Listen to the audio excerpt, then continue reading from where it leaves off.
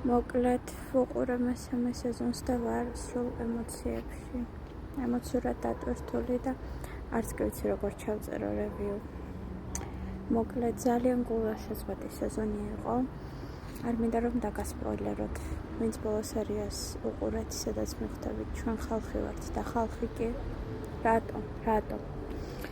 ბოლო სერია ვინც ნახეთ, ნამდვილად მიხვდებით ამ კითხვებს. და პასუხი გაუცემელი რომ რჩება, ამასაც მიხვდებით. ჩანაფიქრი ზუსტად ეგ იყო, ასე დარჩენილი იყო და ახლა გითხრათ არ მინდოდა ეგ ჩანაფიქრი, რაც მეგონა რომ ასე იქნებოდა, გამართლებულიყო. მეორე ეპიზოდი ყველაზე სასტიკია, მაგაც გაგაფრთხილებთ და აქვს ყველაზე მაღალი რეიტინგი და ეს ჩემი აზრით ადამიანების სასტიკ ბუნებაზე მეტყველებს. დავკვირვები ვარ ყოველთვის სერიალებს, რომელსაც ყველა სასტიკი ეპიზოდი აქვს, ყოველთვის ყველაზე მაღალი რეიტინგი აქვს და ყოველთვის მიგვირდა ხალხის, ანუ ეს სასტიკი ეპიზოდები უყვარდათ უბრალოდ თუ შოქში რომ ვარდებოდნენ მოულოდნელობისგან, ამიტომაც აძლევდნენ ამხელა რეიტინგს და ამხელა ხმას. ჩემი გაწყვეტილება რომ ყოფილიყო, საერთოდ არ მივენიჭებდი მასეთ სერიებს მაღალ რეიტინგს და მივენიჭებდი ყველაზე ემოციურ ბოლოს წინა სერიებს მაღლეს რეიტინგს.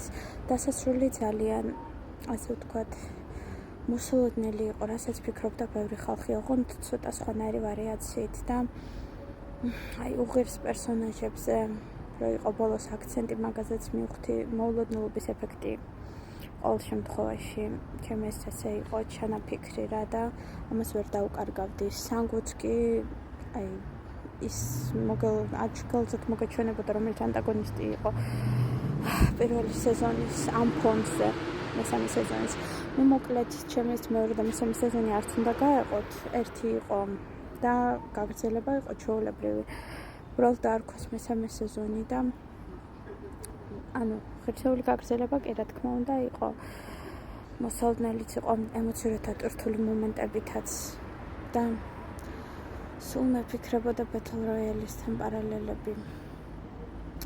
როგორ ერთ ქვაბში ხარშავენ ყველა ადამიანს თავისი აზრით და სულ მახსენდებოდა დოსტოევსკის, ფიოდორ დოსტოევსკის იდიოტი, რომ ორიგინალობის ჩაკლას ადამიანები ყოველთვის ცდილობდნენ, რაც ზუსტად Battle Royale-ის მესიჯია ორიგინალობის ჩაკლა, ადამიანებში ემპათიის ჩაკლა, სწორედ აქაც ეს მესიჯია და კეთილი და ბოროტის ჭიდილი, ბევრ მომენტში კეთილი პერსონაჟი ბოროტა წარმოგვიდგა, ბოროტი კეთილად მეგობრობა, მეგობრობა და ადამიანების წმენა, რომ საერთოდ გეკარგება ადამიანს, ამას ხაზგასმა იყო ძალიან დიდი და ამაზე სულ ალფრედ ჰიჩკოკის ერთ-ერთი სასაცილო მომენტი მახსენდება. თვითონ ერთ-ერთ ვიდეოში როგორც წერს, რომ არასოდეს მოუტრიალდეთ მეგობარს ზურგით და შემდეგ ტრიალდება და დანაკარგლი მიდის ნელ-ნელა. ხო, რაც შეეხება სად შეიძლება უყუროთ, ქართულად რა თქმა უნდა უკვე დებს, ნელ-ნელა მაიკადრე დააჭერა ნეთიც და მე მგონი ერთი სერია თუ ორი სერია უკვე დებს, მაგრამ არ ვაპირებდი მეტად და მინდოდა ერთ დღეში ეს ემოციური დატვირთვა გადამეტანა. და ასეც მოხდა, გერჩევთ მაინც მოსალოდნელი ფინალია, რასაც თქვენ ფიქრობთ, ალბათ ისეთი იქნება და არ გინდათ ჩემსავით ერთ დღეში ყურება და ასე დაძაბვა. მოკლედ, ხო, და თუ გსურთ ერთ დღეშივე მაინც უყუროთ, ბევრი საიტზე დევს ინგლისურად, რუსულად და უკრაინულადაც კი ისე გამიკვირდა უკრაინელებმაც რომ მოესწრეს გადათარგმნა. მოკლედ რომალენდები რუსული, უკრაინული Just Watch-ზე კიდე HD რესკაზე და უმრავზე დევს თუ კი რა თქმა უნდა გესმით ინგლისური, რუსული, უკრაინული პრობლემად უყურებთ და მეც სწორედ ამ საიტებიდან ვნახე და უკომენტაროთ სრულიად ისე მეტირება ისე. მოკლედ მეორე სერია მართლა ისეთი იყო, რომ არ ველოდი, ალბათ ბევრი არ ელოდა, ისეც ვიფიქრე მეორე სერიაში რაც მოხდა გადაწილდებოდა მთელ სეზონში, მაგრამ იქ რო დაგშოკეს უკვე всё მივხვდი, რომ ყველაფერი ისე წავა, როგორც გეგონა და თან არ გეგონა. მომიტევეთ ემოციურად დატვირთული თუ ვარ და დიდად ისე ვერ გადმოვცემ ჩემს სათქმელს, როგორც მსურს. მოკლედ, ემპათიური ხალხი ყოველთვის წავაგებთ, მაგრამ მაინც ემპათიურობად დავრჩებით. ეგ არის მთავარი მესიჯი. წავაგებთ თუ არა ამ ცხოვრებაში, უკვე მეორე ხარისხოვანია, მთავარი ეს სიკეთე არ დავივიწყოთ და არ გავხდეთ სხვებივით მაყურებელი. ვიყოთ კარგი ცხოვრების მონაწილე, თუნდაც თამაში არ გვახერხებოდეს. ერთი მიმი მახსენდებოდა ყოველთვის ამ თამაშს. რომ შევყურებდი, რომ ცხოვრება ჭადრაკის თამაშია და მე ჭადრაკის თამაში არ ვიცი და კიდევ ერთი მსახიობის კომენტარი, რომ ცხოვრება Hunger Games-ია და მე არ მინდა ამ Hunger Games-ში მონაწილეობის მიღება. ზუსტად ესენი მახსენდებოდა. მოკლედ, მაინც გინდა კარგული გქონდეს ადამიანობის მეგობრობის წმენა, მაინც გავაგრძელოთ ჩვენებურად კეთილი საქმის კეთება, არ დავიწყოთ ემპათია.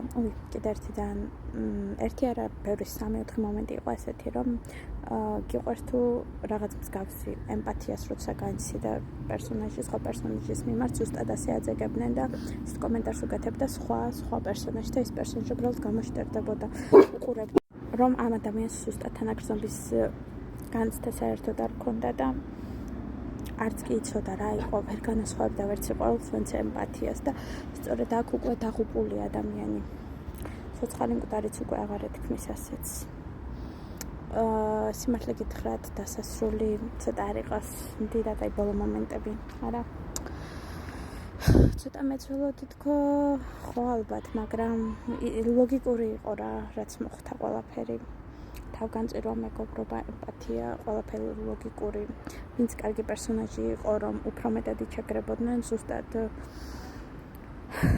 ეს ფრაზა მეოთხე სერიიდან კარგად გვახსოვს, კარგი ადამიანები ყოველთვის იჩაგრებიან, ცუდები კი სხვებს ყველაფერს აფრალებენ და კომფორტში ცხოვრობენ. ზუსტად ასეა და მდიდარი ღარიბი ფენაც ზუსტად ასეა, შუალედურიც. მთელი ცხოვრება სიმართლე გითხრათ, მე სულ ფიქრობდი, რომ რაღაც არ ისეთ ომში ვარ ჩამული, რომელიც ჩემი არ არის და ისე მებრძოლება ხალხი, რომ მე თვითონ მათ არ ვებრძოლები და რატომ ხდება ასე ვერ ხვდები, ზუსტად როგორც აქ ხდებოდა ჯიჰუნის ფონზე და მაგალითზე. მაგრამ არსებობენ ეგეთი ადამიანები, მთელი ცხოვრება სამწუხაროდ ეგეთები ხდებოდნენ მეც და მაგრამ მაინც თავარი არ გაბოროთ და რა ადამიანი და ის ემპათია არ დაკარგო. და ამაზე კიდე ნიჩის მაგალითი მახსენდება, რასკოლნიკოვის სიზმარს რომ გავს, რაც დაემართა და მე-19 საუკუნეში ზედმეტი ემპათიის გამო, აი, ცხენის ფრაზაც ხო გახსოვთ აქედან. ცხენზე რაც დაემართა და ბოლოს მოაქციეს, ასე ვთქვათ, საკიჟეში. ცხენის რო დაარტყეს მათრახი მივარდა და ჩაეხუტა, რომ როგორ შეიძლება ცხოვრების მიმართ ეს ცისესტიკა და აქ კიდე უკვე ადამიანების მიმართ ასე ცისესტიკა გამოვლენილი და ცხენი ადამიანის ფრაზაც გახსოვთ და ამიტომ გამახსენდა ნიჩის მაგალითიც. მოკლედ, უყურეთ არინანებთ და არ დავკარგოთ ადამიანობის იმედი. გინდა ცისესტიკა იყოს ცხოვრება. ნუ ჩემს მიმართ ასეთია, თქვენს მიმართ იმედია სხვანაირი.